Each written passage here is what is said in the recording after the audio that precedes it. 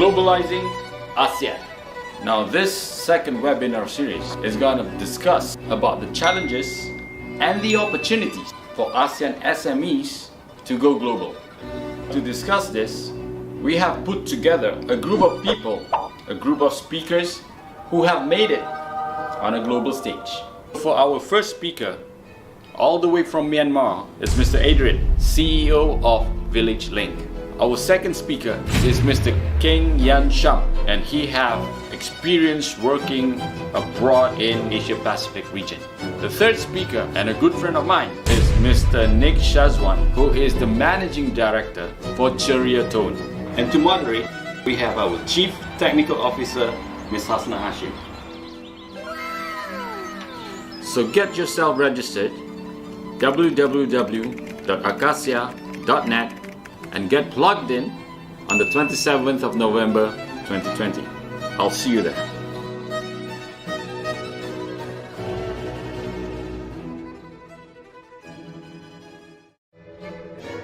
Hello people, I'm Satya and I got a special treat for you. We bring you the second webinar series, Globalizing ASEAN. Now this second webinar series is going to discuss about the challenges and the opportunities for ASEAN SMEs to go global. To discuss this, we have put together a group of people, a group of speakers who have made it on a global stage. For our first speaker, all the way from Myanmar, is Mr. Adrian, CEO of Village Link.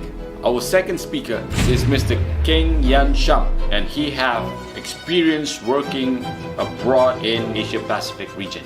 The third speaker is Mr. Nick Shazwan, who is the Managing Director for Ceria Tone. And to moderate, we have our Chief Technical Officer, Ms. Hasna Hashim.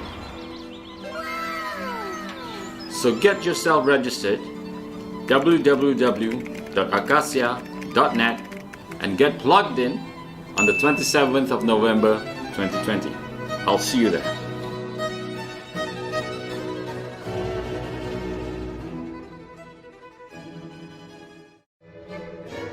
Hello people, I'm Satya and I got a special treat for you. We bring you the second webinar series, Globalizing ASEAN. Now this second webinar is the Managing Director for Ceria Tone. And to moderate, we have our Chief Technical Officer, Ms. Hasna Hashim. So get yourself registered, www.acasia.net, and get plugged in on the 27th of November 2020. I'll see you there.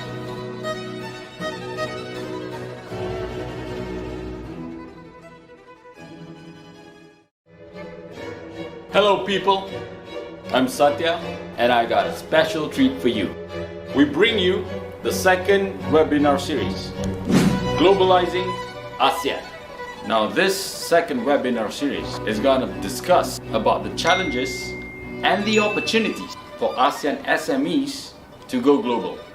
To discuss this, we have put together a group of people, a group of speakers who have made it on a global stage. For our first speaker, all the way from Myanmar, is Mr. Adrian, CEO of Village Link. Our second speaker is Mr. Keng Yan Sham, and he have experience working abroad in Asia Pacific region. The third speaker, and a good friend of mine, is Mr. Nick Shazwan, who is the Managing Director for Ceria Tone. And to moderate, we have our Chief Technical Officer, Ms. Hasna Hashim. So get yourself registered, www.acasia.net, and get plugged in on the 27th of November 2020. I'll see you there.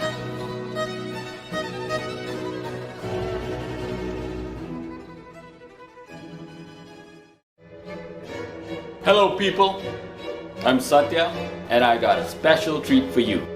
We bring you the second webinar series, Globalizing ASEAN. Now this second webinar series is going to discuss about the challenges and the opportunities for ASEAN SMEs to go global. To discuss this, we have put together a group of people, a group of speakers who have made it on a global stage. For our first speaker, all the way from Myanmar, is Mr. Adrian, CEO of Village Link. Our second speaker is Mr. Keng Yan Sham, and he have experience working abroad in Asia Pacific region. The third speaker, and a good friend of mine, is Mr. Nick Shazwan, who is the Managing Director for Ceria Tone. And to moderate, we have our Chief Technical Officer, Ms. Hasna Hashim. So get yourself registered, www.acasia.net, and get plugged in on the 27th of November 2020. I'll see you there.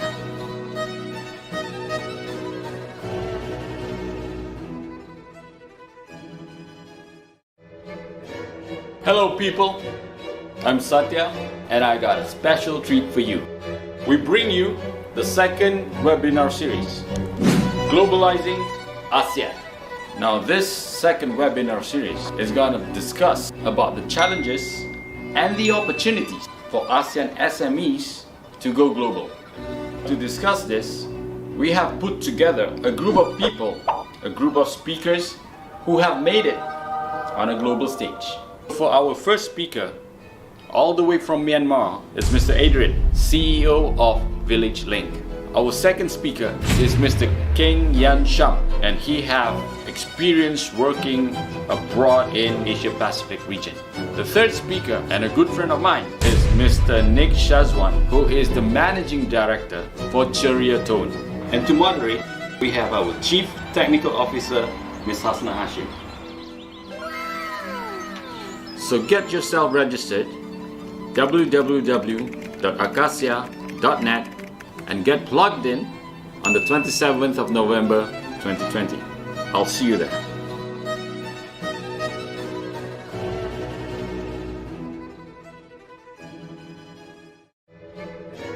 Hello people, I'm Satya and I got a special treat for you. We bring you the second webinar series, Globalizing ASEAN. Now this second webinar series is going to discuss about the challenges and the opportunities for ASEAN SMEs to go global. To discuss this, we have put together a group of people, a group of speakers who have made it on a global stage. For our first speaker, all the way from Myanmar, is Mr. Adrian, CEO of Village Link. Our second speaker is Mr. Keng Yan Sham, and he have experience working abroad in Asia Pacific region. The third speaker, and a good friend of mine, is Mr. Nick Shazwan, who is the Managing Director for Ceria Tone. And to moderate, we have our Chief Technical Officer, Ms. Hasna Hashim. So get yourself registered, www.acasia.net, and get plugged in on the 27th of November 2020. I'll see you there.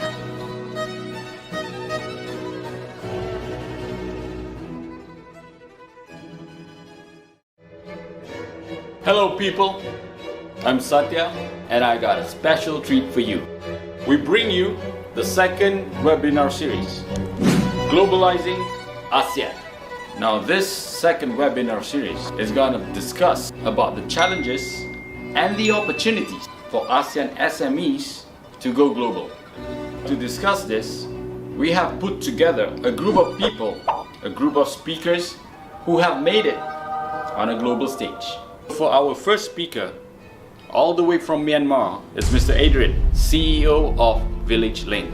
Our second speaker is Mr. Keng Yan Sham, and he have experience working abroad in Asia Pacific region.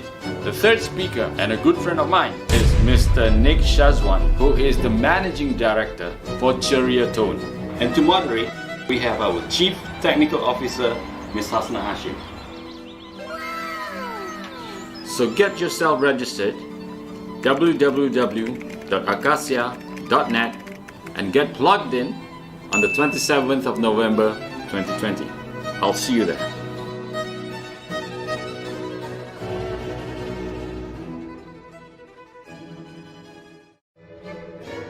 Hello people, I'm Satya and I got a special treat for you. We bring you the second webinar series, Globalizing ASEAN. Now this second webinar series is going to discuss about the challenges and the opportunities for ASEAN SMEs to go global. To discuss this, we have put together a group of people, a group of speakers who have made it on a global stage. For our first speaker, all the way from Myanmar, is Mr. Adrian, CEO of Village Link. Our second speaker is Mr. Keng Yan Sham, and he have experience working abroad in Asia Pacific region.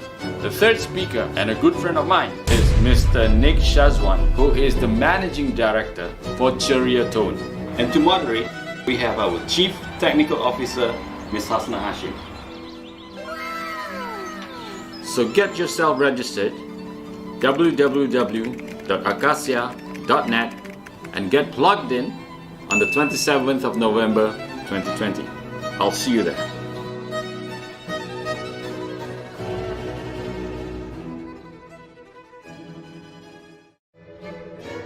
Hello people, I'm Satya and I got a special treat for you. We bring you the second webinar series, Globalizing ASEAN. Now this second webinar series is going to discuss about the challenges and the opportunities for ASEAN SMEs to go global. To discuss this, we have put together a group of people, a group of speakers who have made it on a global stage. For our first speaker, all the way from Myanmar, is Mr. Adrian, CEO of Village Link. Our second speaker is Mr. Keng Yan Sham, and he have experience working abroad in Asia Pacific region. The third speaker, and a good friend of mine, is Mr. Nick Shazwan, who is the Managing Director for Ceria Tone. And to moderate, we have our Chief Technical Officer, Ms. Hasna Hashim. So get yourself registered, www.acasia.net, and get plugged in on the 27th of November 2020. I'll see you there.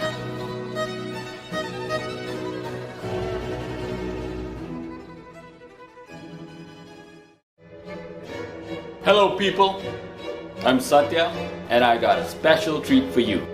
We bring you the second webinar series, Globalizing ASEAN.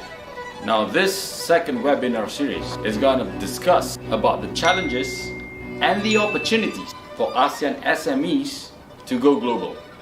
To discuss this, we have put together a group of people, a group of speakers who have made it on a global stage. First speaker, all the way from Myanmar, is Mr. Adrian, CEO of Village Link. Our second speaker is Mr. Keng Yan Sham, and he have experience working abroad in Asia Pacific region. The third speaker, and a good friend of mine, is Mr. Nick Shazwan, who is the Managing Director for Ceria Tone. And to moderate, we have our Chief Technical Officer, Ms. Hasna Hashim.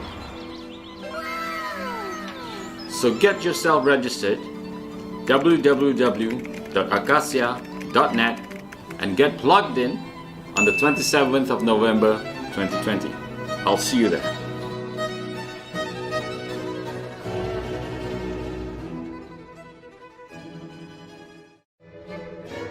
Hello people, I'm Satya and I got a special treat for you. We bring you the second webinar series, Globalizing ASEAN. Now this second webinar series is going to discuss about the challenges and the opportunities for ASEAN SMEs to go global. To discuss this, we have put together a group of people, a group of speakers who have made it on a global stage. For our first speaker, all the way from Myanmar, is Mr. Adrian, CEO of Village Link.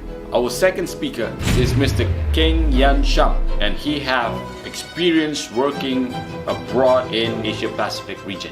The third speaker, and a good friend of mine, is Mr. Nick Shazwan, who is the Managing Director for Ceria Tone. And to moderate, we have our Chief Technical Officer, Ms. Hasna Hashim.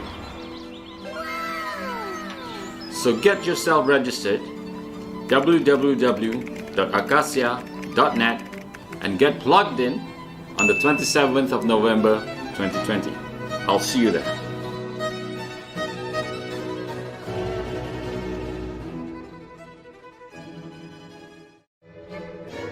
Hello people, I'm Satya and I got a special treat for you.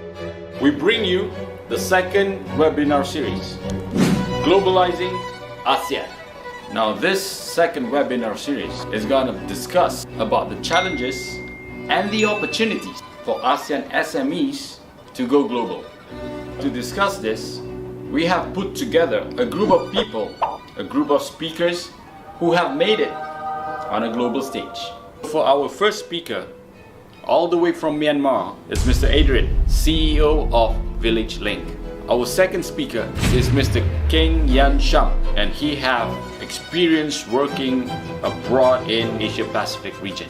The third speaker, and a good friend of mine, is Mr. Nick Shazwan, who is the Managing Director for Ceria Tone. And to moderate, we have our Chief Technical Officer, Ms. Hasna Hashim. So get yourself registered, www.acasia.net, and get plugged in on the 27th of November 2020. I'll see you there.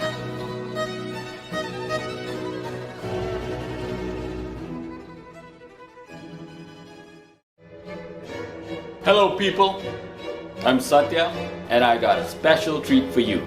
We bring you the second webinar series, Globalizing ASEAN. Now this second webinar series is going to discuss about the challenges and the opportunities for ASEAN SMEs to go global. To discuss this, we have put together a group of people, a group of speakers who have made it on a global stage. For our first speaker, all the way from Myanmar, is Mr. Adrian, CEO of Village Link. Our second speaker is Mr. Keng Yan Sham, and he have experience working abroad in Asia Pacific region. The third speaker, and a good friend of mine, is Mr. Nick Shazwan, who is the Managing Director for Ceria Tone. And to moderate, we have our Chief Technical Officer, Ms. Hasna Hashim. So get yourself registered, www.acasia.net, and get plugged in on the 27th of November 2020. I'll see you there.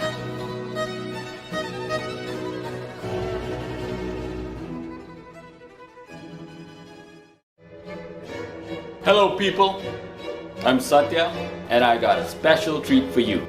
We bring you the second webinar series, Globalizing ASEAN. Now this second webinar series is going to discuss about the challenges and the opportunities for ASEAN SMEs to go global. To discuss this, we have put together a group of people, a group of speakers who have made it on a global stage. For our first speaker, all the way from Myanmar, is Mr. Adrian, CEO of Village Link. Our second speaker is Mr. Keng Yan Sham, and he have experience working abroad in Asia Pacific region. The third speaker, and a good friend of mine, is Mr. Nick Shazwan, who is the Managing Director for Ceria Tone. And to moderate, we have our Chief Technical Officer, Ms. Hasna Hashim. So get yourself registered, www.acasia.net, and get plugged in on the 27th of November 2020. I'll see you there.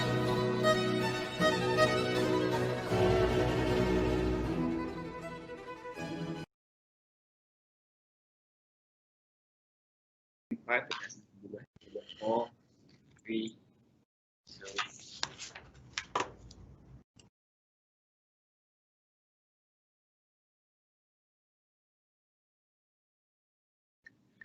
Welcome to the second edition of ACASIA webinar following the first that we've done in September. I am Hasna Hashim, Chief Technology Officer of ACASIA. We'll be moderating the conversations between esteemed speakers from various parts of ASEAN. Thank you all for allocating your time to join our webinar today. We are going live here from Kuala Lumpur, and I hope that wherever you are, stay safe, stay home. But if you have to go out, wear a mask and practice social distancing. Together, we can overcome this pandemic. Continuing the success of our first webinar, Navigating the New Normal in ASEAN, which was viewed by more than 400 participants, in this second rendition, we are aiming to address issues and challenges of corporations, mainly SME and startup going global, especially in these trying times when the world is grappling with the pandemic. To get this webinar started, allow me to introduce our esteemed speakers for today. The first one will be Mr. Adrian Somin. Tell us a little bit about yourself.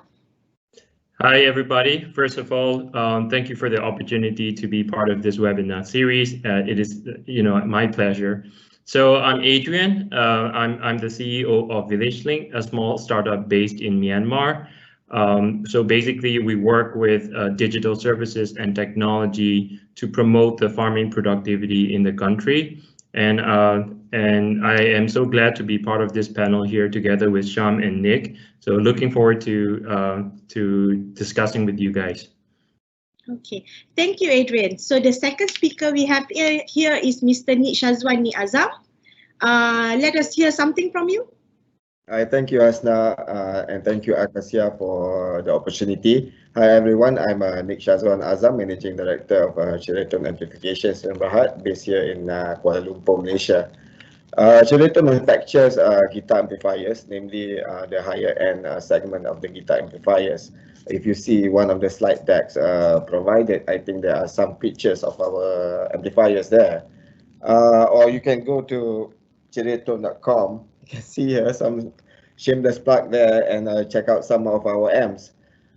We have been around since 2003, so it's been nearly 20 years for us, and we have exported so far to over 70 countries across globally. Okay, thank you, Nick. And our final speaker that we have today is Mr. Keng Yan Sham. Do share information about yourself. Hi, everyone. Good day. I'm excited to be here today with my fellow panel members. Thank you, Hasna and ACASIA, for the opportunity to share my thoughts in this webinar.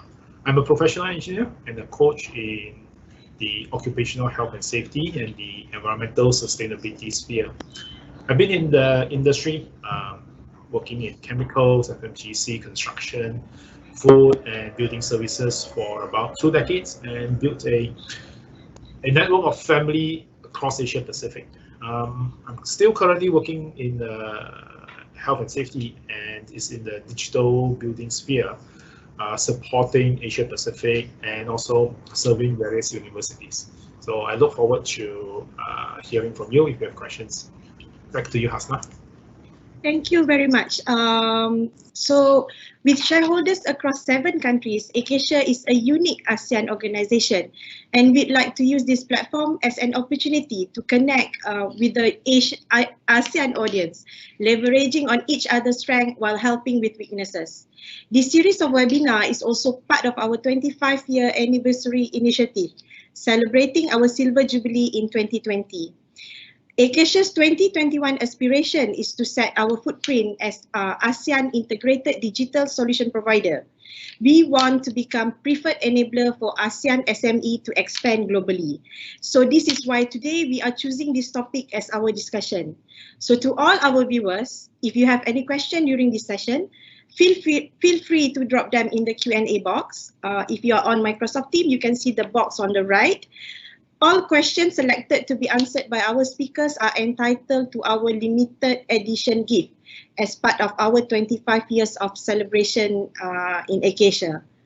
So, okay, let us kick off this webinar with our first speaker, Mr. Adrian. Tell us a little bit more about your company, VillageLink, and what do you do in Myanmar? All right, so thank you, Hasna. So before I talk about VillageLink, I will just tell everybody about Myanmar. So As you all might know, Myanmar has gone through major transformations across many sectors, especially in the telecommunications. We have more than 120% in mobile penetration already, with 80% of the population using smartphones. This kind of growth have never been seen before anywhere else in the world. So that gives us unique opportunity to leverage these platforms to promote the agriculture sector in Myanmar. So agriculture in the country has been unchanged for thousands of years. So, but given the penetration of technology, Village Link is all about empowering and enriching the lives of farmers using these technology. So the first app that I want to introduce here is called Twedo, an app that connects farmers to agricultural professionals, products, and services to farmers, so that they can get the timely solution they need to overcome their farming challenges. The app is also integrated with advanced remote sensing or satellite capabilities, so that we can provide precision farming analytics to individual farmers in Myanmar based on where they are, what they grow, and the season they are at. We even have AI technology in experimental stage, where a farmer just needs to scan their plant, and then the AI will automatically diagnose the disease and provide them the recommendation. So this is an app. There is another product that we're doing in the next slide.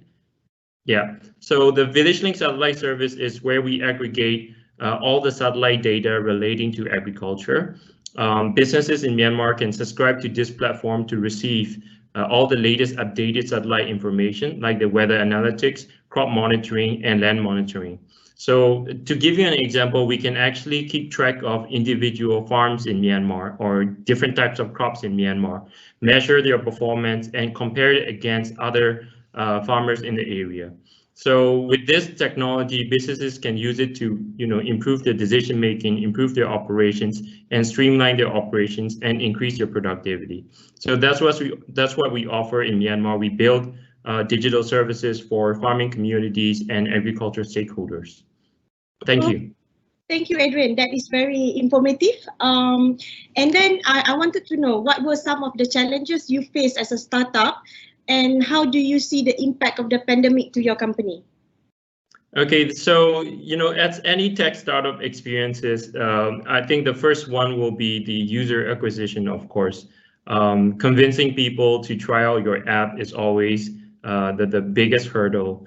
In Myanmar, the situation is that it's not that people are not digitally illiterate. They are literate, but they are selectively digitally literate, meaning that when it comes to using apps, they rather use one or two that they like, which in our case will be Facebook. And the thing is that Facebook is synonymous to the internet in Myanmar. So basically, people use it for every function. They use it to search, they use it to buy products, they use it to inquire services. So it is the go-to platform to receive any sort of services and information. And it is actually a bit hard to convince people to come out of the Facebook to try our apps. So that is one of the biggest challenges we face. In terms of the COVID situation, if I have to give you an analogy, the entire economy is like a chessboard, and all the companies and startups are chess players, in this battlefield. The COVID situation is like someone coming in and telling people that you cannot play by the old rules anymore. You have to, there are new rules to the game. So what happens is that, based on what kind of moves you have made as your company, what pieces you have in play, there are certain advantages and disadvantages that, arise from this COVID situation. In our case, our company was started small, started with digital native in mind, meaning that, all of our tools and, technology is built inside the digital environment, in the cloud environment. So what happened was that, for us to start working from home, it was a really painless transition, without needing to adopt digital solutions quickly, because we were digital native from day one. I think some challenges, some startups will face much bigger challenges in terms of transitioning to, more digital environment. And I think this is where, we made the right choices since day one. So I think in terms of COVID situation, is not really impacted on us. Number one reason is because the agriculture sector itself is a key essential, sector that cannot shut down for any reason. Second of all, our company was digital native from day one, meaning that we are able to deliver the same level of services to our customers through online media. Okay. Thank you, Adrian. I think I would like to highlight on the term digital native here, because I think this is where ACASIA would like to step in, because I think for your organization, you're lucky you started off with having a digital native background. So what we want to do from ACASIA is for those SME that who is currently not ready digitally, we want to be your enabler. So this is the opportunity for us to collaborate actually with the SME that is not digital ready. So thank you, Adrian. That is a good input. Now we go to Nick. Hi, Nick. Hi. I am aware that Cheriton manufactures guitar amplifiers. Can you elaborate more on your company and your products? And I would like also to get your insights on how the pandemic has impacted your company. Okay, so basically, as I mentioned before, we have been around since about 2003 or so. So it's been nearly 20 years. We focus mainly on the higher end segment of the guitar amplifier market, as opposed to the usual practice or the usual factories in Asia who are more focused on mass production and the normal or the less high end products. What does it mean to be a higher end? In terms of guitar amplifiers, higher end guitar amplifiers, or as they say, boutique amplifiers, mean that the craftsmanship that goes into each of the M are more of the highest quality. We also use a very high quality components that we source all over the world, from South Korea, from the US, Germany, and even China. Other than that, boutique amplifiers also mean a lot of personalizations or customizations for each of the amp, meaning that people can request this circuit or that feature or this kind of cosmetics, So that's what we do. In terms of pandemic, actually we have seen a significant increase in sales so far.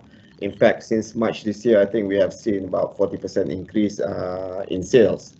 So it's quite hectic currently over at Cheriton. But I think this makes sense because as more and more people spend time indoors, not able to do their normal activities, they spend their time more online and they tend to shop more. If you, as we can read, Amazon or even Shopee and Lazada have seen such massive amounts of e-commerce activities because of the pandemic. So basically, people spend more time online. I mean, there are millions of guitar players in the world. Some are not as just hobbyists. Some are professional. So I guess with more time spent on the internet, they check us out. Maybe some want to upgrade, some want to check new things. That's how we get more sales, I guess. But having said that, if the lockdowns or the current situation prolongs, I don't think it's good for us, because with more slowdown in economic activities, probably people will not have as much disposable income to be spending on such things as guitar amplifiers. I mean, they'll be more focused on basic necessities. So I think moving forward, it is hopefully that we can have the situation improve or ended through vaccinations or what other means, But in the meantime, I think it is important that governments plan carefully whatever measures or lockdowns they do, as to balance out between stopping the pandemic and also economic activities, so that things are not as bad moving forward. Yeah, it's great to hear actually, because your businesses is minimally impacted by the pandemic, because I think people have more time to stay at home, so they have more time to explore their hobbies. So I think it's good for your business actually, Nick. So we covered the companies and the impact of the pandemic to them. So let's hear from the consumer side. I believe Sham, with his vast experience in various industries across APAC and as a coach, could answer this. Right now, most of the countries are facing the second and third wave of the pandemic. How do you see the change of behavior of the consumers? I believe we ourselves, we hear and we experience the inevitable move to a more digital e-commerce and e-communication platform. I think some people label this as a new normal. However, if you take a few steps back, I mentioned it was inevitable. So it is an acceleration of what would be eventually, just here and now, sooner, right? Let's look at the behavioral influences for all of us, even as a consumer. I'm a consumer myself. So if you look at it, there are three things: the demographics, our personal acceptance, and also the economics. Now, let's look at demographics. The largely tech-savvy generation had a natural move with just more screen time, and this was not hard for them. The older generation, they're used to brick and mortar. The move from brick and mortar to glass that we touch every day now was a big threshold for them. So this brings us to personal acceptance. Would those who need to change be willing to pick up the glass and connect more frequently on the digital platform? Now, if you look at the third consideration, it was largely economics, right? Now, not everyone have unlimited data. Some still struggle with that. So think about cases of those who do not and could not afford more data. These are thresholds for consumers to change and for industries to adapt to. So back to you, Hasna. Okay. Sham highlighted about personal acceptance as one of the behavioral changes that we are going to face. So I'd like to pick Adrian's brain here, because I think Adrian mentioned earlier when he needs to convince the farmers to actually change from Facebook to the apps.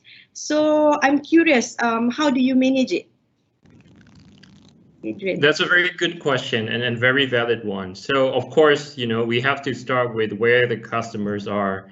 So in our case, most people in Myanmar, in terms of their digital presence, are fully concentrated and located on Facebook, right? So we had to start from there, and we had to set up a presence there to communicate about, our activities and our app. And we have to promote these contents to them and entice them to come and visit our environment, and to let them give them a taste of what it likes to be on the other side, away from all the noise, all the politics, all the gossip, and all the unnecessary junk on Facebook, right? So slowly we make the users migrate to our platform, and now farmers are starting to see the benefit of using our app, because the information here is much more higher quality, less noise, and less distractions for them. And not only that, we incentivize them to be in our platform and to contribute to it by running loyalty campaigns, where if they contribute something or if they visit our app daily, we reward them with points, which at the end of the day, they'll be able to exchange it for more digital goods and services, or even, actual agri-input products, which they can use to invest in their farming. Okay, so basically you need to entice your user with some benefits that make them wants to convert from using Facebook to your app. So I think I wanted to ask Nick about this, because I think Nick mentioned about he doesn't like interactive business transaction on social media. So do you have anything to add on this, Nick? Yeah, basically to me, because in my line there are lots of very technical things. I mean, client can specify even the chassis, drawing the circuit and all that. And social media, Facebook especially, is a very noisy platform. I mean, you could be trying to answer message and suddenly there's a funny cat video coming up, then you want to see that funny cat video, who don't want to see that? You cannot control the information. Yeah, so it's very distracting. So when you're trying to do very serious work that has a lot of details, I don't think it's a platform to use. So far I've been using emails, and the old emails. Yeah. Old school email. Okay, yeah. Thank you, Nick. Because I think what's important here is to understand different organization has different way of working. So I think choose the best method for your organization. So earlier on, Sham mentioned that there are three things: demographic, personal acceptance, and economic of things. So that's the behavioral changes that we are going to see in the coming time. And to the participants, don't forget to drop your question. If you join via Microsoft Teams, there's a question box for you. So if I may just carry on from that, once the immediate threat of the virus has passed, companies will need to consider the impact of these changes on the way we design, communicate, build, and run the experiences that people need and want. How do you see the new normal of business? Maybe Sham can answer on this. How is the new normal for the business? Sure, thank you, Hasna. Okay, let's look first at the similarities between brick and mortar and glass, which is digital. So there's a chart there. So basically, we have our offerings. So the offerings could be a product or a service, right? So as an engineer, it's a service. And you have your customer, which is basically the community. I think you heard about user acquisition from Adrian. So that's where you build that community base, right? Your community is your bread and butter. Think about brick and mortar. This community is basically your loyal customers who buy from you on a regular basis, right? But in glass, the community shapes itself to the same people who buy from you, and that includes things like followers and the Facebook group members, and also the likers and so on and so forth. So basically, the community is still the same, people that you need for your bread and butter, but you just move it to a digital platform. Now, whether it's brick and mortar or glass, you need two very important things. One is connectivity, and the second one is communication as enablers, right? Now, connectivity, if you look at brick and mortar, which we are used to, people look at things like shop location, is it accessible, how's the traffic, the roads, and so on, foot traffic going through the stores and the shops. We talk about transportation as well and logistics to bring all this to your location. But when you move to glass, you talk about data servers, you talk about networks and clouds. So again, it's connecting, but it's in a digital platform. Now, in any business, whether it's brick and mortar or glass, you need a certain level of communication. Now, in communication, you get to engage with your customers, your community. So think about brick and mortar, it's a bit slow, but it is about things like print ads, newspaper, the leaflets that drops into your mailbox. It talks about things like roadshows and events where you try to broaden your reach of customers. You have people who call you every now and then, the telemarketers, and also on the highways and shopping malls, you have the billboards. So that's brick and mortar. But when you move to a digital age, you still need that. And it needs to be even faster. People are less patient. They can jump to another platform very fast. So in those aspects, you look at social media. We heard in Myanmar, Facebook is very, very popular. That is a must. You have things like Instagram, right? And in different countries, you have different communication apps and preferences. China, you have WeChat. Much of ASEAN, you're using WhatsApp. You have, for example, Line in Japan, Kakao Talk in Korea. And you have, like today, right now, when you're watching, it's a live stream.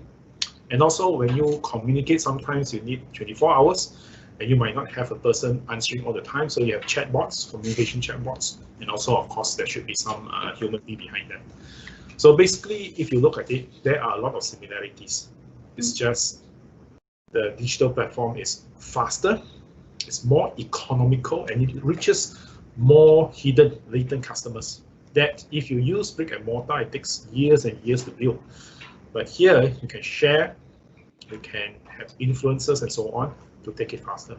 Now, if you look internally within our company, you have internal customers. It's the same. It's just an internal customer. You can look at it the same way. So now, with a digital age, we can design faster. You can get more ideas from people in faraway lands, in different time zones to collaborate together, right? This allows us to tap into talents from anywhere in the world. Businesses can use this opportunity to look at areas that they still need more work in the digital age, and that will determine the success. I think what Sham is trying to say is like nowadays, the business transaction is becoming more borderless. It's no longer limited to our own country, isn't it? Very true, very true. Yeah. Okay, so Shah mentioned on the communication where companies need to be able to extend the information to their customers efficiently. I think this is where ACASIA is hoping to become the bridge for the SME to go digital and reach a wider audience, because we have a footprint in ASEAN countries. Our shareholders are part of the main telcos in the 7 countries in ASEAN. So let's go to Nick again. To my understanding, Ceria-Tone has clienteles all over the world. What were some of the challenges to expand? And do you face any regulations problem between the countries outside of Malaysia? I think in terms of regulations, I don't think we face that many hurdles. I think most countries are very friendly towards B2C type of transaction. But if we are talking about the current situation, I think there are lots of new restrictions or new ways of doing things that are affecting us. For example, let's take shipping or logistics, right? Right now, shipment globally has slowed down so much, both because of new way of doing things in terms of, let's say, sanitization of goods, and also because of the less available flights, because there are less travel nowadays, right? UPL, various couriers, they actually use commercial flights to send their goods to with. So with less availability of commercial flights, there are things are a bit slower and also costlier. So I think in terms of regulations is currently, I think the COVID-19 specific regulations or changes have affected us in a bit of a way. So of course, not only us, our vendors are also affected. Right now, our vendors are much slower. The costs are much higher, and some of our vendors even have gone out of business. But luckily for us, we usually have backups or alternative vendors in our supply chain, so we have managed so far. And of course, finally, these changes, regulations regarding lockdowns and whatnot will of course affect the normal people in the street, right? We have seen people losing their jobs and all that, so of course it's affecting everybody. But secondly, when it comes to regulation, I'd like to talk about China a bit. As you know, everybody can buy from Alibaba or whatever other e-commerce platforms in China, and you buy it today and probably next week you're going to get the items. However, in our experience, it has not been as simple as that for us to sell to China in terms of B2C, business to consumer. There are so many regulations, and some of these regulations are changed by the week. I think China, as a new economic power, should ensure that if it is easy for someone to buy from us, from Shenzhen or Shanghai, as it is from New York, you know, in order for them to ensure the influence and respect that they deserve as a power. Perhaps Mr. Sham, as a regulatory expert, can chime in on this afterwards. Yeah, I think what you need is a transparent business rule of trade, basically. Isn't that right, Mr. Sham? I think that's what we all desire, transparency, right? I believe even into the future, a lot of local regulations will still come into play. There are, however, efforts, if you look at it, the regional efforts or even global efforts to level the playing field. One of them is things like mutual recognition. Okay, for example, in the engineering sphere, there's already an ASEAN Chartered Professional Engineer, and also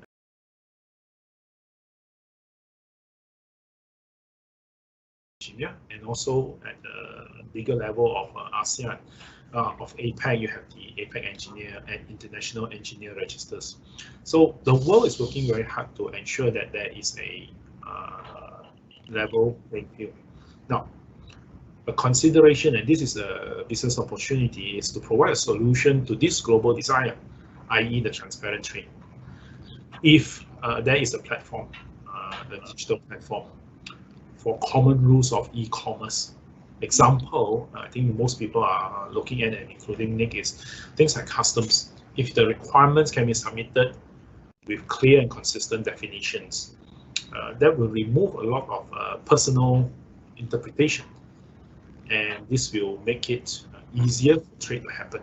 It will become multilateral. Now, one of it, I think recently in middle of November, ASEAN has worked with 5 other countries, and it's the talk of the town, the regional comprehensive economic partnership free trade agreement. I think it alludes to this. We still need to wait for the ratification, and subsequently the desire for all 15 participants to work towards this opening and so on.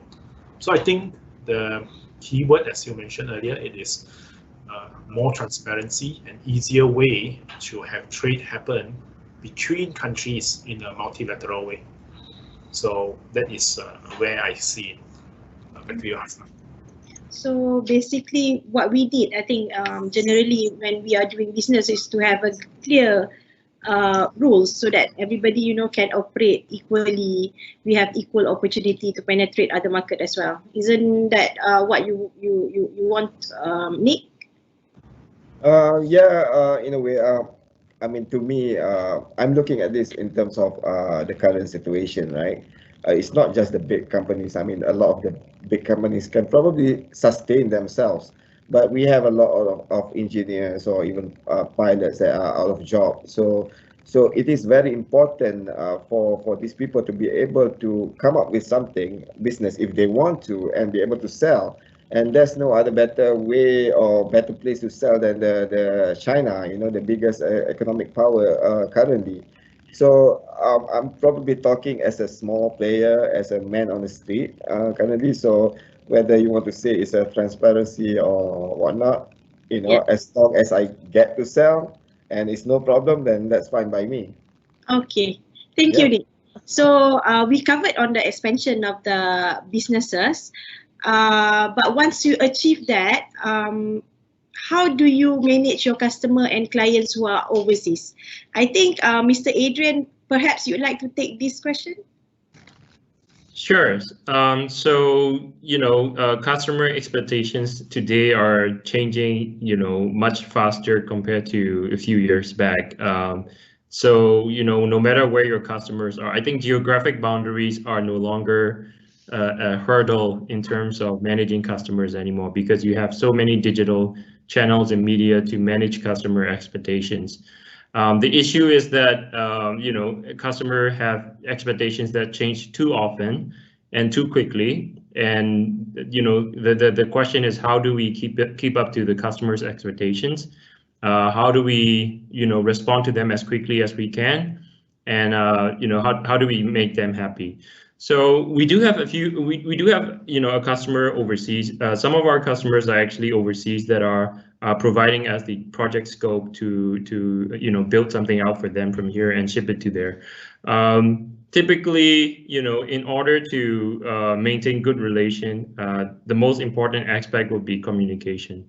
I think you definitely have to have a fast communication channel between you and your customer. And another key important point is transparency. So using the communication channel, you need to update them, you know, with your progress in terms of your product shipment, your product design and delivery. All of these has to be really transparent to your customer, so that he knows what he can, what he is going to get. So what we do is that, because we're digital native and we're communicating with our customer, you know, in Africa, what we do is we share everything, you know, daily progress to them, like in terms of the product development. We ship the product piece by piece, you know, in increments to them for them to test, so that they know where we are at, and they can give immediate feedback, so that we can work on it, and at the end of the day, you know, we both can make sure that we're not shipping that they don't want at the end of the day. So it's important, you know, to keep a open communication channel and be transparent about your progress and your updates. Thank you, Adrian. So basically, communication and transparency. So I guess we need to set certain cadence on how regular we update them. Yes, yes. Okay, I think we have a question actually to Mr. Adrian Sure. from Sabri Razali. Market like Indochina, for example, has been spoken all the time. A very huge potential digital adoption has increased for the last few years. What are the other use cases in Myanmar and Indochina that contribute to the increasing trend in digital adoption? That's a very good question. I think that the main contributing factor will be the cost of internet itself and the ubiquity of cheap smartphones. We're right next door to China, meaning that the typical smartphone price starts from $36 a piece. So anyone can afford a smartphone today in our country, and not to mention there's a very big secondhand market, that a lot of rural people can have access to, and the telcos here are really competitive in terms of the pricing, and the government did a great job in setting up the telco infrastructure with more than 98% of the country already having 3G and 4G coverage.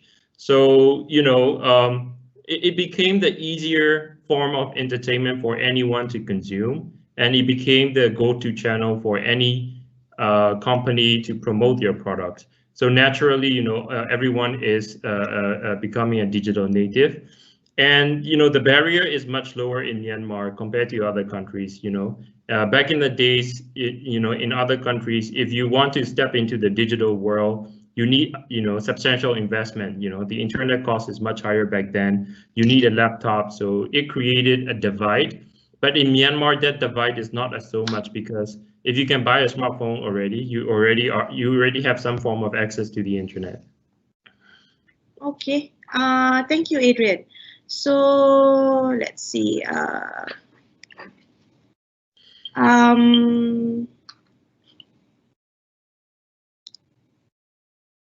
Okay, so we talk about the company. So I think no company is, you cannot set up a company without a human resource. So I wanted to know how do you keep your employees motivated? Okay, thank you, Asna.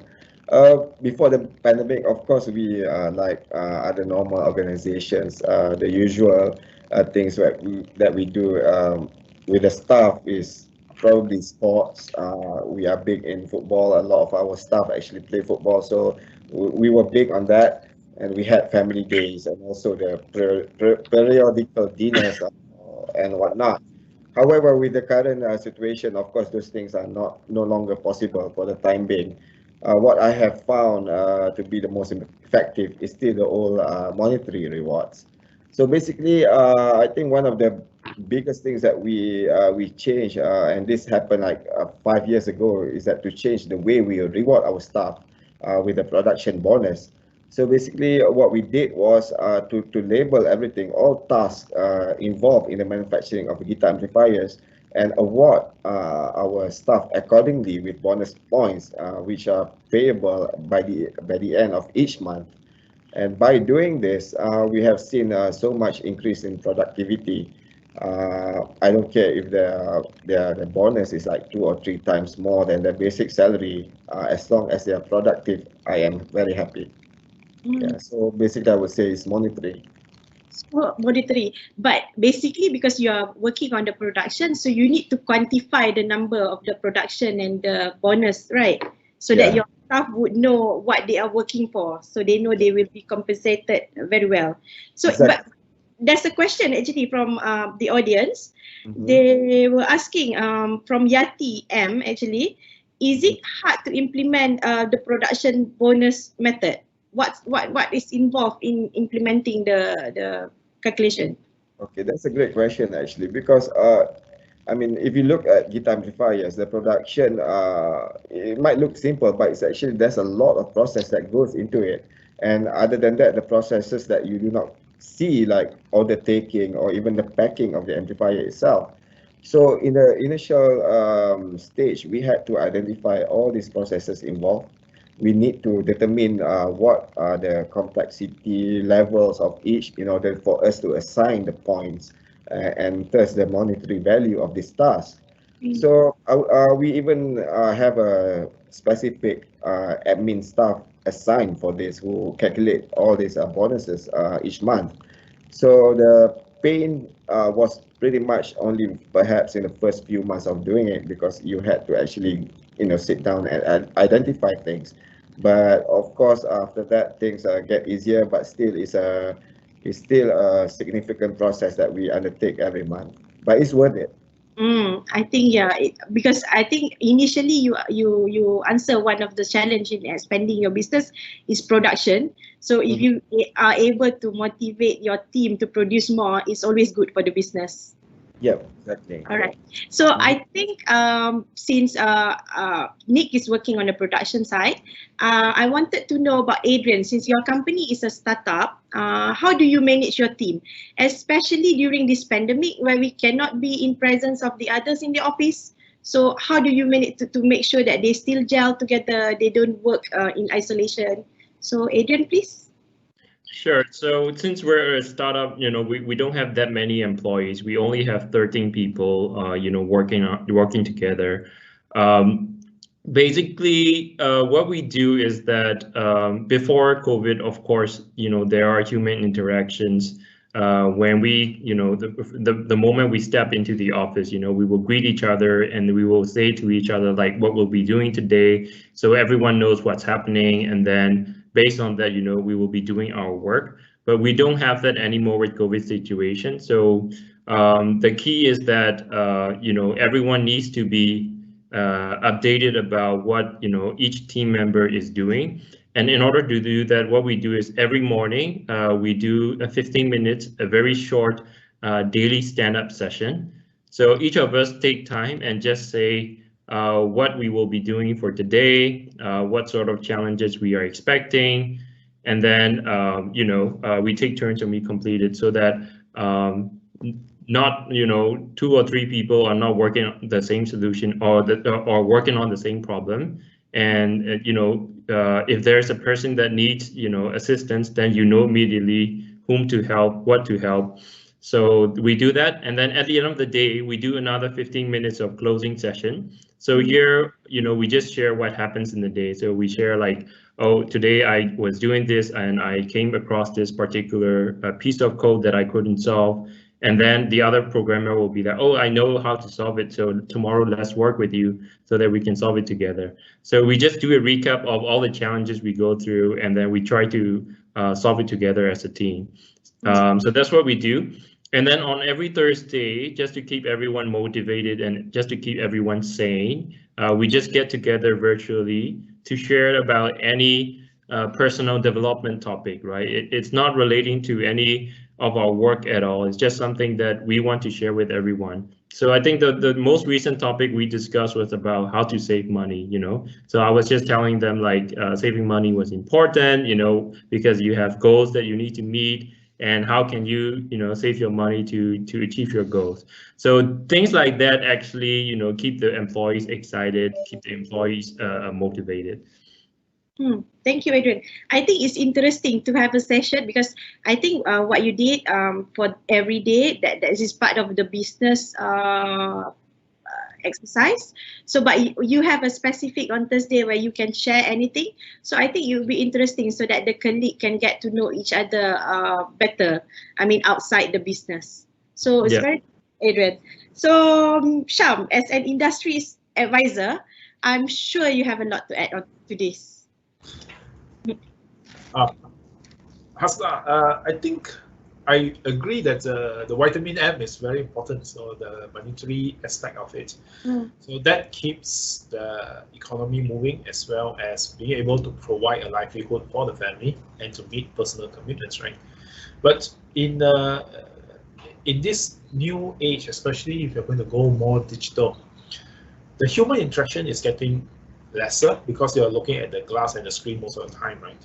So a few things that we could look at in this new flexible work or work from anywhere kind of situation. We have to think about things like having a strong purpose, a purpose-led, and performance-driven organization. This will reduce things like duplication and inefficiencies. You heard about Adrian's stand-up sessions, whereby you try not to have overlaps in terms of the work being done. The second one is to agree with the employee, and different people work differently. So you agree with an employee on touch points and check-ins, right? A high performer, you don't really need to have so many check-ins if the person can deliver. You allow the person to be more empowered and drive results.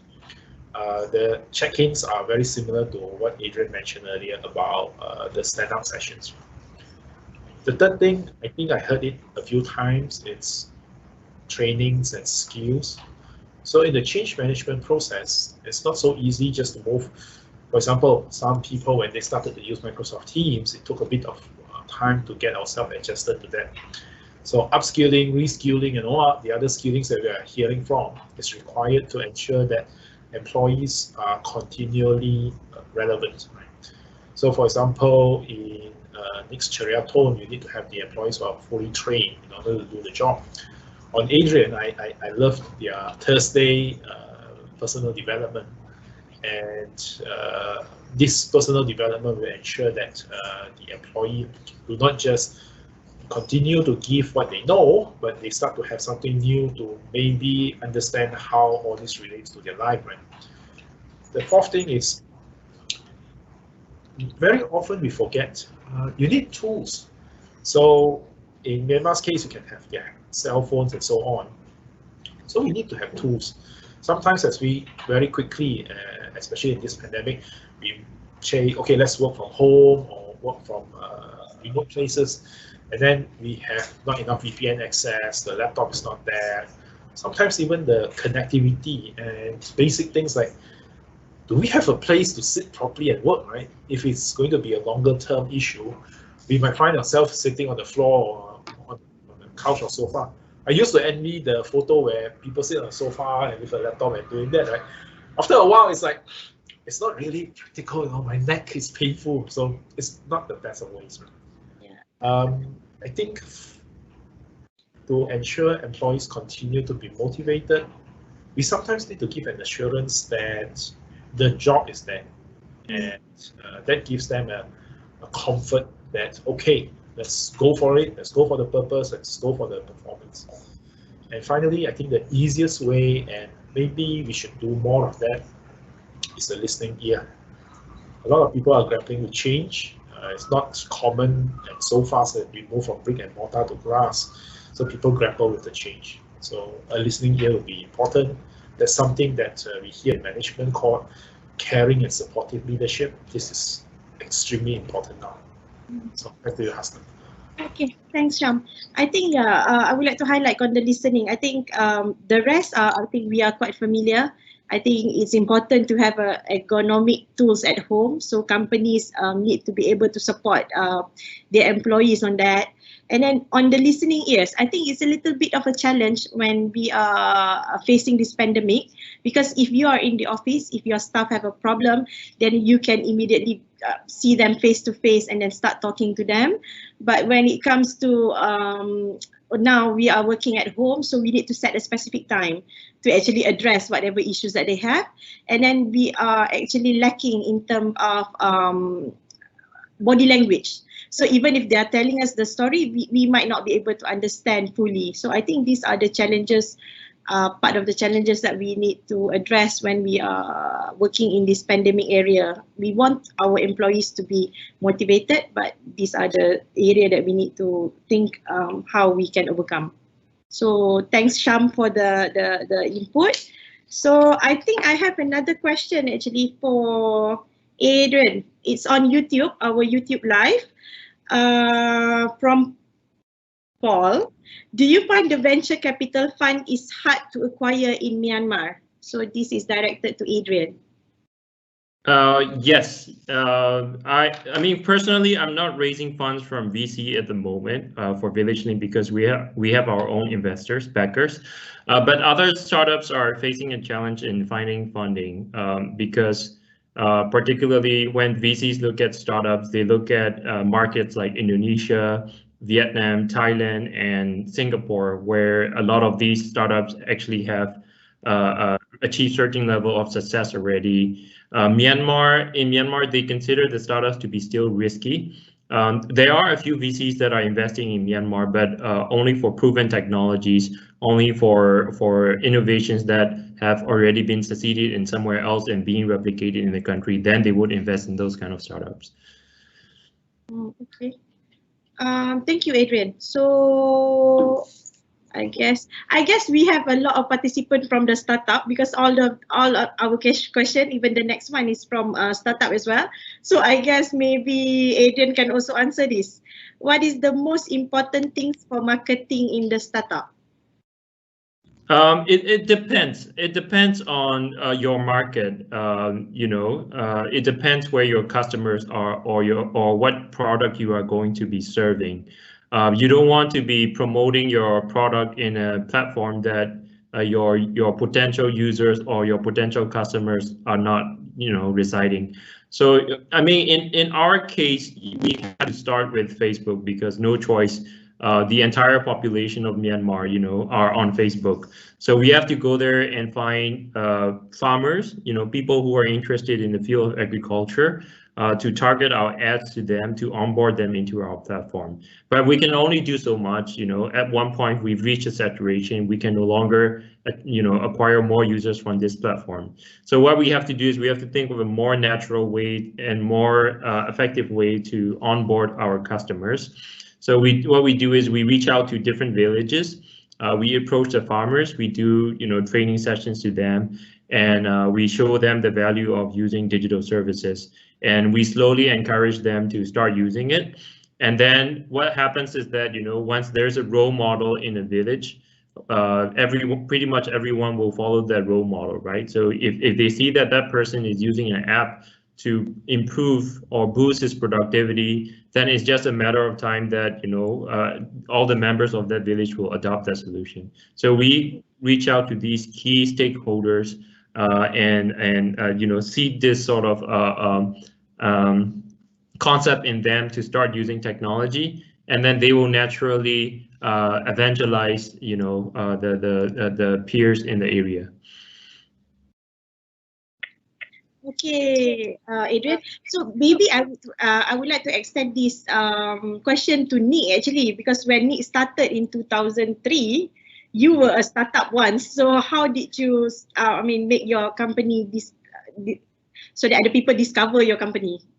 Basically, I think we are a bit unique in that when we started, we didn't market ourselves or things like that, because it started for me. Cileton started as a hobby, right? So I was already on various platforms or forums. At the time, they didn't really have social media like Facebook or things like that, but they had these things on the web called forums or even Usenet emails.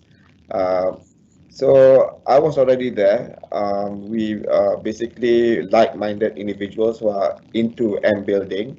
So when we first started, I didn't really make a complete amplifier straight away, but instead I supplied things like the circuit board, the chassis, piece by piece for other people to make the amplifiers, for other hobbyists that share the same interest as me to do their own amplifiers. So in terms of marketing, we never did, but I was already on platforms, as Adrian was mentioning just now, that had the same, with people that had who had the same thinking as me or same interests. Yeah. So, but and even currently, we do have web presence as well as social media presence, but in terms of selling, as I was mentioning, it's all via emails to me, because I really do not see how to handle social media. It can be too big. I mean, if you right now the biggest ones are Facebook, Instagram, or maybe YouTube. But if you go to as you said just now, China will have WeChat, or there's now TikTok.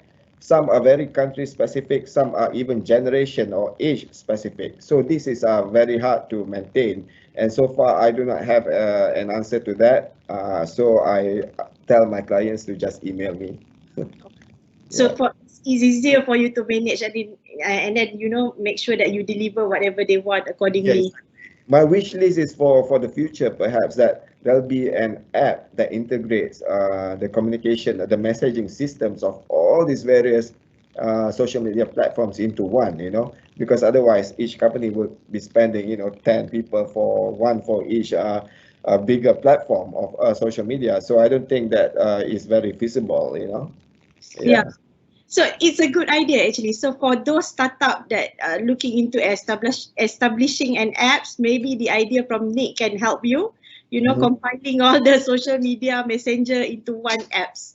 So Well, it's easy for I'm business sure, to. because one of the biggest revenue streams is actually they do profile you when you use each of the social media platforms, right?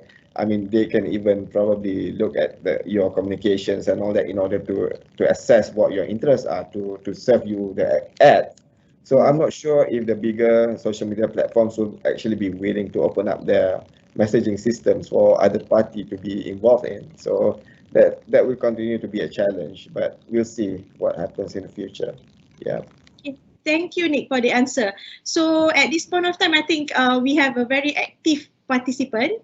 We have about 100 participants via Teams, and then we have few more. I'm not sure. I don't have the number in Facebook and also in our YouTube channel. So don't forget to drop us a question. You have a chance to win our exclusive ACASIA merchandise. As part of a 25 years anniversary in 2020, we actually want to engage the ASEAN market and build the presence of ACASIA through collective of webinar. We wanted this to gather the community of ASEAN together so that we can help each other. So we also want to address the current trends in ASEAN market and how we can actually tap into the opportunity of digital initiatives and technology.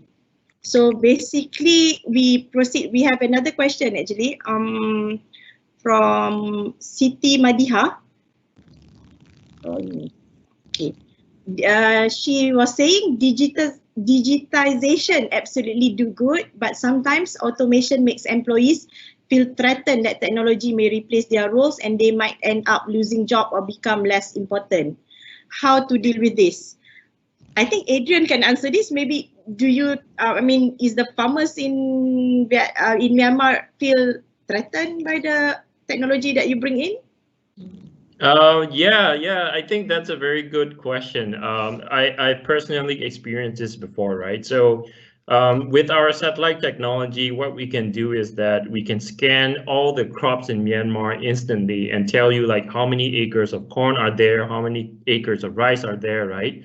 So what happens is that if you use that, you don't need to use your manpower to collect all the data anymore. Previously, the government institutions or government agencies will have to send out people, village by village to collect all the information about growing acres of different crops and tally them at the end of the day, which, might not be accurate. And then, in terms of aggregating data, it can take a lot of time and effort. So we went to one of the agencies, I can't name them for sure, to propose to them and tell them that, hey, if you use our tool, you can use your manpower somewhere else instead of sending them to fields to collect the data. So his first response was that we see the value in it. We see that it's going to be really useful, but we don't want to let go of our workers. They work really hard to collect the data, and we want to continue using them. And if we use your tool, it means we have to let go of these people. So that was the response that we got. It is a valid concern. Technology will sometimes remove certain roles and people. But the key thing is that the leaders, the lawmakers will have to make sure that people have alternatives, when it comes to technology. We have to anticipate what sort of groundbreaking technologies are there, how will they be impacting, the labor? And then for we need to think if there's an alternative for these people that are effective, whether we can shift them to more creative roles or more productive roles rather than being in obsolete roles. So that's very important. Okay, thank you, Adrian. The next question we have is actually from anonymous, no name mentioned here, is on the view on how can Malaysian company go to ASEAN market. How do we go there since it is CMCO and we can't travel? What could be one of the best platform or networking approach? Can Sham chip in here? I mean, do you have any advice on this? Because we talk about communication, digital marketing. Is there anything else, Sham? I think if you look at CMCO, which members know is the conditional movement control order, basically a restriction on having moving around so much. The goods can still flow, right? We might not be able to go around, so those who are providing services move towards a digital platform to continue their services.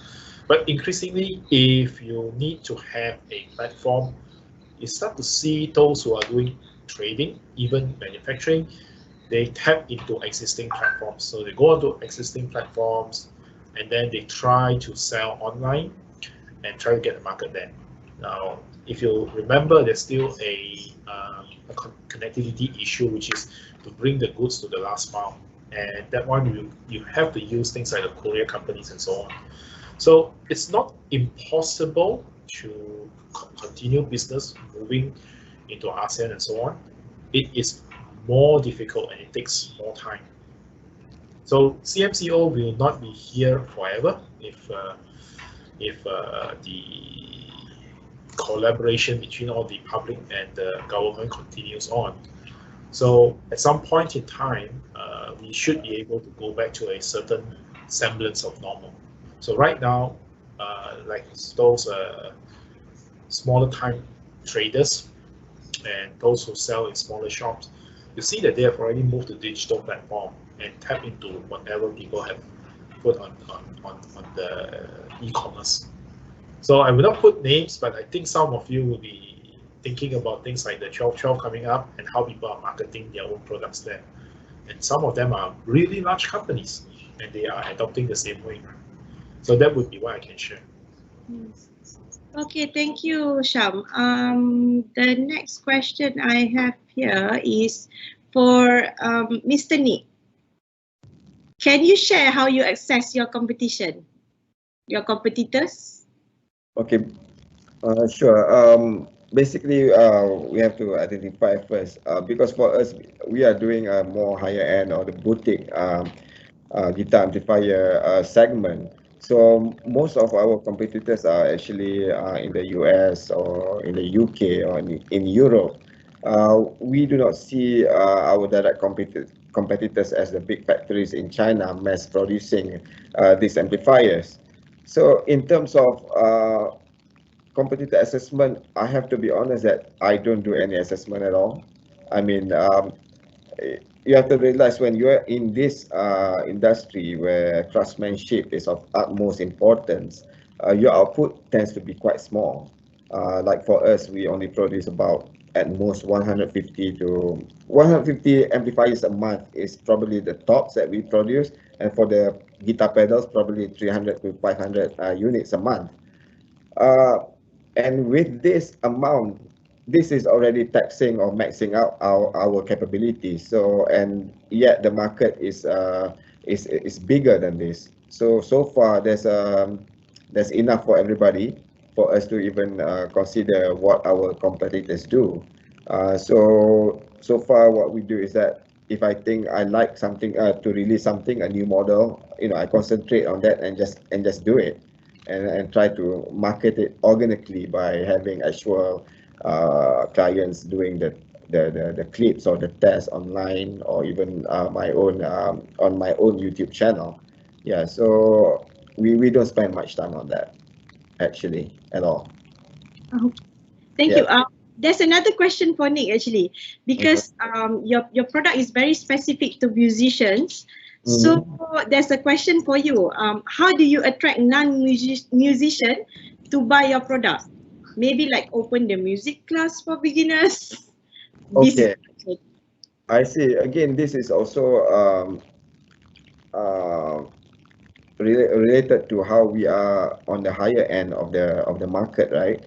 And when you are in that type of segment, you tend to be very niche or very specific to your clientele. I mean, to me, yeah, I know that we are supposed to develop the market, but at this stage, you are usually targeting those who are already in the know. So I do not, for example, try to open up music classes because probably those are for beginners, whereas our products are tending more towards the more advanced or the more even professional players. Yeah. You're addressing a very niche market, and then it's like your strength is actually a point of reference, because once people use, they really think your product is good, and then they refer to their friends. Is that is how you operate your company? Yeah, in right? terms of marketing, we don't really market. So word of mouth type of marketing has been working well for us so far. Yeah. Okay. We have another question from SH Ahmad. In the effort to globalize ASEAN via digital reach, how do you weigh the effects of key local dynamics that would make or break the success factor? Because she's saying actually a cookie cutter approach may not work because of depending on the country. So I think on this, maybe I wanted to touch a little bit because that's the flavor that ACASIA is trying to bring, where we are the company that actually shareholded by 7 ASEAN countries. So if let's say you're going global but you don't really have a local presence in the certain country that you're targeting, this is where ACASIA would actually like to step up, because I truly believe you cannot be approaching every country like a cookie cutter approach. So you have to know the local flavor in the country. So can I address also this question to maybe Adrian, because Adrian have already reached out to Sudan. So what is your next approach to the rest of the country in this world? I mean, that depends on how well you know your target market. When we work with Sudan, we have zero idea about the customer behavior in Sudan, the market situation, or anything about Sudan at all, right? So in this kind of scenario, you want to be working together with a strong partner who knows the market really well. So partnerships are important here. And if you expand, to this sort of situation, you don't want to be the one operating the business. You don't want to be the one doing all the marketing, planning, and product design for that market. What you want to do is more of a backstage role, which in our case, with Sudan, is that we just provide them the technology. They help us understand their customers. And then they give us clear requirements, which we help them to build. So I would say that partnerships are the key in expanding your presence to more geographic areas. Oops. Okay, thank you, Adrian. I think we have the next question for Shab. How do you foresee the future of flexible work? Okay, I think if you look at flexible work, it has gained a lot of tractions. People start to accept that output is important if you define the output. And it's not the number of hours of a person sitting in front of a desk, right? Now, please bear in mind that not all jobs can be a flexible kind of work. There are some jobs that require you to be physically present in the location. So number one, flexible work will continue. Number two, there will be higher acceptance, and we need to change, for example, the human resource policies. How do you onboard a person in a flexible working condition? Would it be through this? And your employees might be coming from faraway lands in a different time zone. The third thing is to provide that a policy, a support for people who are going to work flexibly. You need that human touch, and the human connection. When do you come together? Right? So the first step is probably for you to identify what jobs can be flexible. Number two, after you identify this, is the person, will he be able to adapt to the kind of work? Number three, your tools and technology and a bit of training to support him. So this will be a way on how we can start to look at flexible work. Flexible work is not new. It has been here for a long time. It's just that the adoption has not been so much as today. So back to you, Asma. Okay. So there's another question, but I think this might be we can imagine.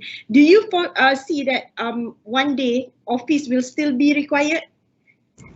That'll be very interesting. So as flexible work starts, right, people can work from many, many places. So one of the questions is, what about the office space? Now, if we go back to what I mentioned very much earlier, it has to be purpose-driven. Why you need that?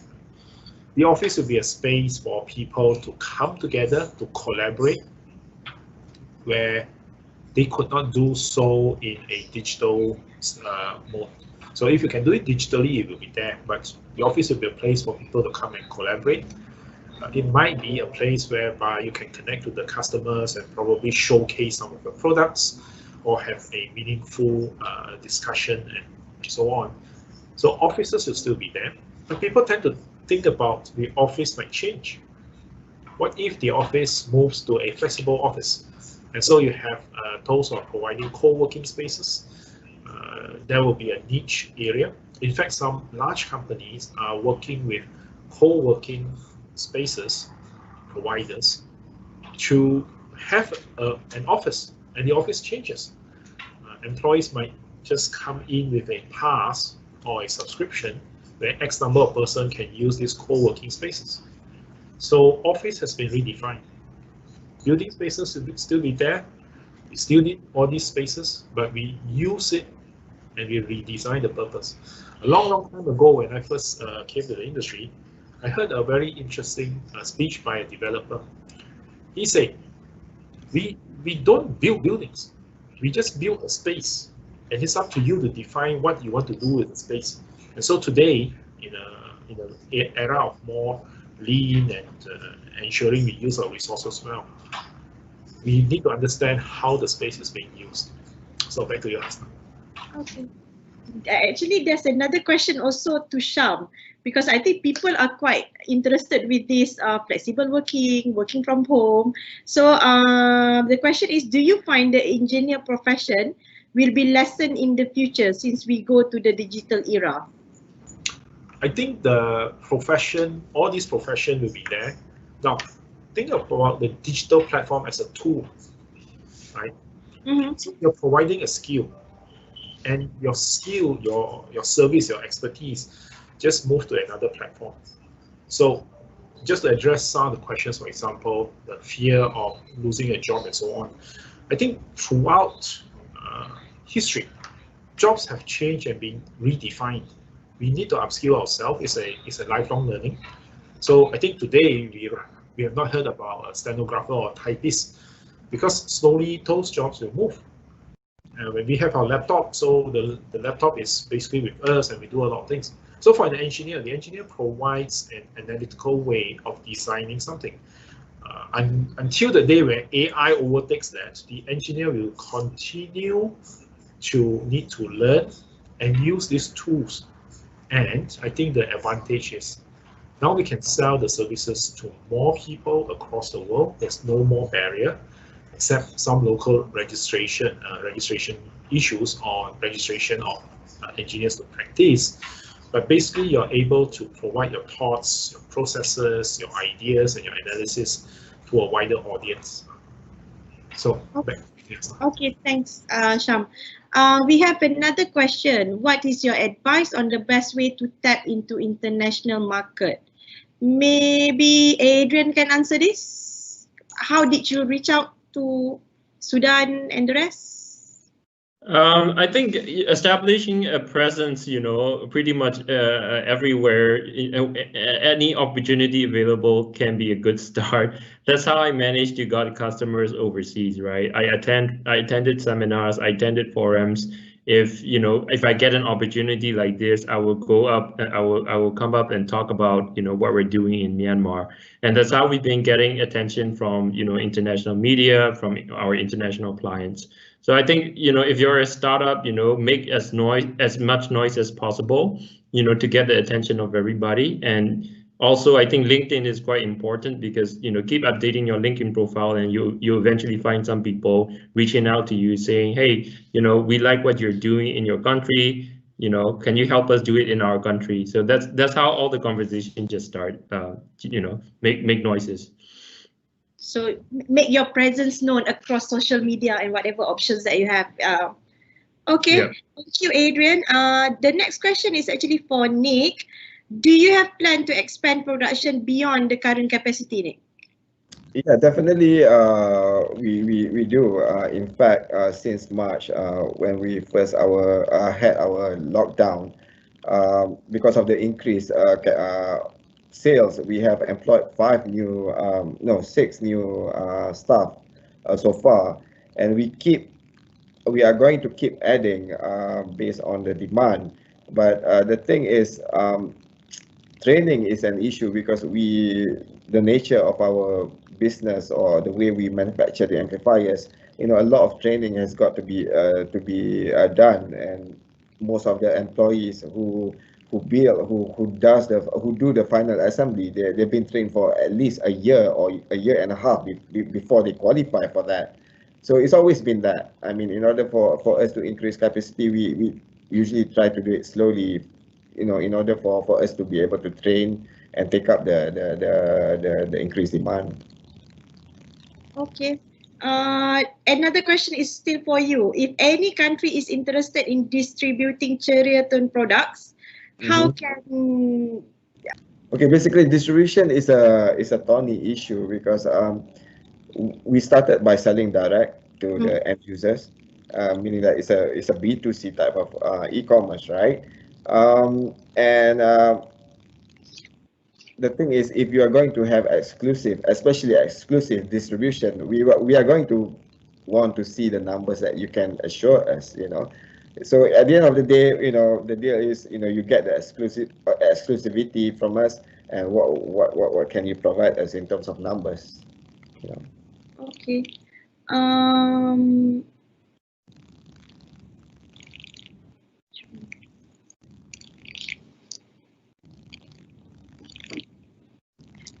The next question is actually for Adrian. How can we invest in your platform? I think people are interested in your platform, bridging the farmers to the supplier.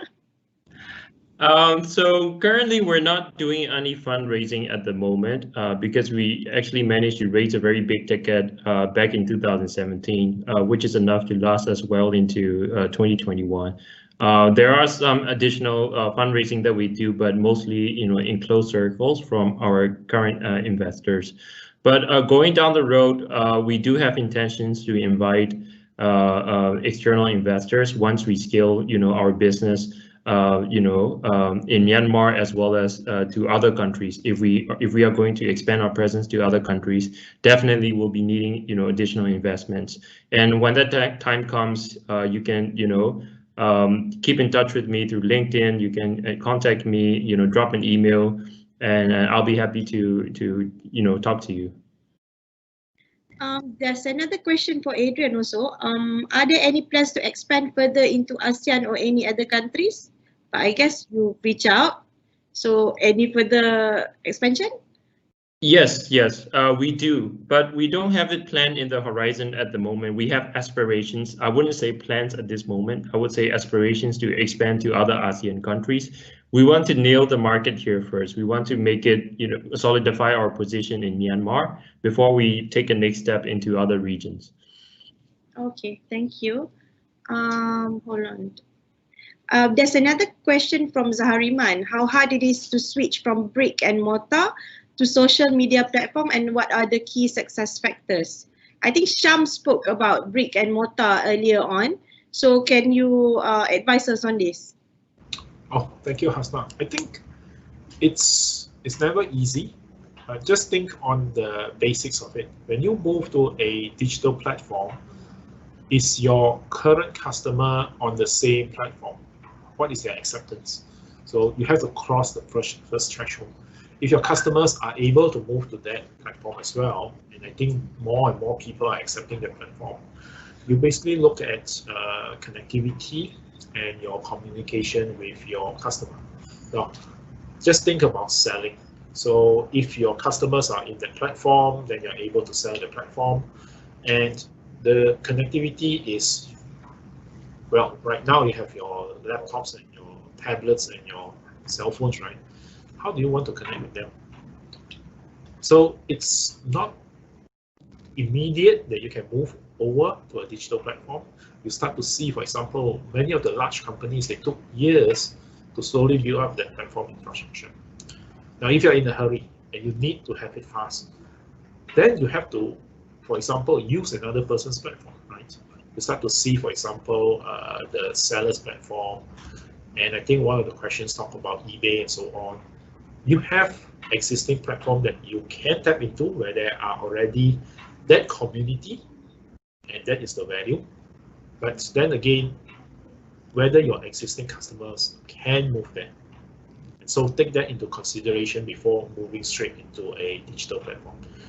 In the future, you must have a digital platform. That is going to be the future. And so start today. It's a good investment. Time will move, but so will results. So you have to invest a bit. So back to you, Hasna. Okay, thank you. I think we are approaching the end of our session. I think it has been very fruitful. Thank you to everyone who participates. So before we end, I would like to actually ask the panel, what is your advice to new entrepreneurs to sustain in the business? So can I start with Adrian first? In light of this COVID situation, I think, managing your resources well is going to be quite important, for the next few months until we get back to the new norm. A lot of VCs, I think, are quite a bit cautious about investing in new startups, especially if they are risky ones. So what you might want to be doing is, keep your organization lean, keep it agile, so that you can pivot your business model anytime you need it to without taking your time. And also, keep your resources as low as you can to go through a slow burn until the situations improve. Okay, thank you, Adrian. What about you, Nick? Any advice to the new entrepreneurs? Yeah, basically, services it's very important to be innovative, right? And to be innovative, usually it would mean that you have to really know your field well. But as you can see from this current situation or lately with the internet, is that you are pushed more and more to not only master your field of expertise, but also other related fields. Like for me, example, we make amplifiers. I'm supposed to know circuits, but I've been forced to, to also learn about design, about which colors match, or typography, which is the study of fonts, in order for me to be able to make my products pop out more. And this is all because of social media. Right now, you can see certain products, suddenly going viral and sell for a boatload just because it went viral on the social media. And it's all, a lot of times it's just a picture and it looks so good that, people want it. So it's not just the core competencies or the core features of the amp traditionally, but you also have other things to consider, like the design, the looks, and even the packaging, So you've got to be innovative, not just on the core of your products, but also things related to it. That would be my take. Thanks. Okay, thank you, Nick. Maybe lastly from Sham, from the consumer point of view, what is your advice to the new entrepreneurs? Just keep in mind the purpose. It has to be purpose-led, and the performance results that we want to achieve. This will help us focus on our key results. and remove those inefficiencies. I want to quote an ultra marathoner. He runs over 100 kilometers, and world marathon majors runner who was one of my classmates. Right? He says, and you can find this quote inside Just Run Lah. It's a blog for the marathoners. He says, don't limit your challenges. They're everywhere, so challenge your limit. Now, more than ever, I think it is necessary for us to keep that pace. And I think I just want to wish everyone a safe time, a healthier time, and thank you for your time and also the engaging questions. So back to you, Hasna. Thank you so much. Thank you all. And the folks working behind the scene, Zira, Fita, Aiman, Zarif, and Haris from ACASIA office in TM Annex 1 Jalan Pantai Baru. Suggestions for future topics, follow ACASIA on LinkedIn, Instagram, Facebook, and for more updates and insight. Thank you all. Take care of yourself. Lots of love from us in ACASIA. Enjoy your weekend. Bye. Bye. Thank you. Bye. It was a pleasure. It was a pleasure talking to you all. Yeah. Hasna, So, thank Nick, you. and All right. Thank you all. I think. Thank you.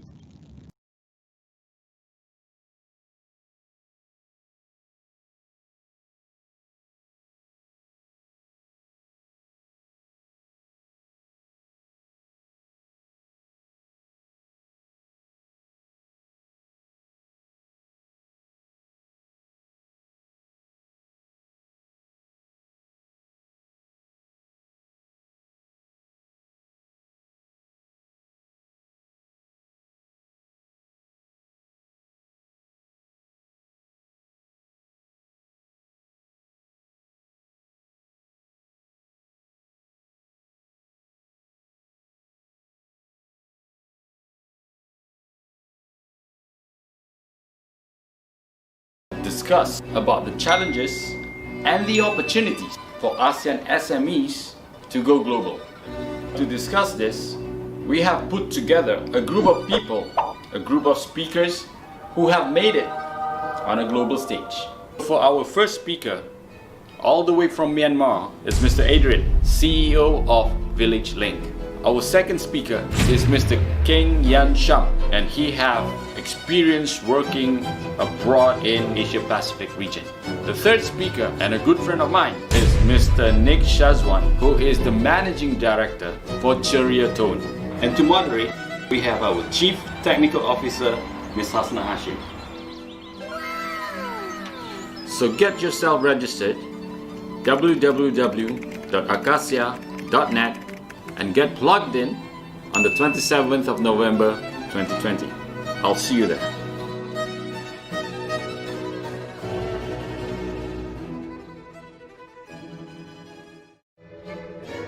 Hello people, I'm Satya and I got a special treat for you. We bring you the second webinar series, Globalizing ASEAN. Now this second webinar series is going to discuss about the challenges and the opportunities for ASEAN SMEs to go global. To discuss this, we have put together a group of people, a group of speakers who have made it on a global stage. For our first speaker, all the way from Myanmar, is Mr. Adrian, CEO of Village Link. Our second speaker is Mr. Keng Yan Sham, and he have experience working abroad in Asia Pacific region.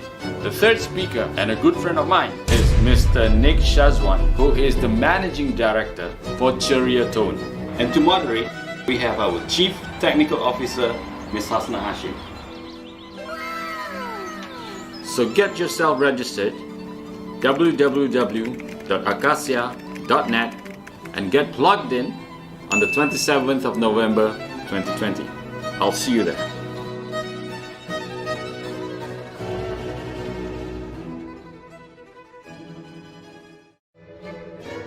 Hello people, I'm Satya and I got a special treat for you. We bring you the second webinar series, Globalizing ASEAN. Now this second webinar series is going to discuss about the challenges and the opportunities for ASEAN SMEs to go global. To discuss this, we have put together a group of people, a group of speakers who have made it on a global stage.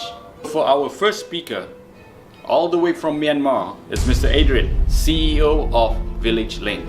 Our second speaker is Mr. Keng Yan Sham, and he have experience working abroad in Asia Pacific region. The third speaker, and a good friend of mine, is Mr. Nick Shazwan, who is the Managing Director for Ceria Tone. And to moderate, we have our Chief Technical Officer, Ms. Hasna Hashim. So get yourself registered, www.acasia.net, and get plugged in on the 27th of November 2020.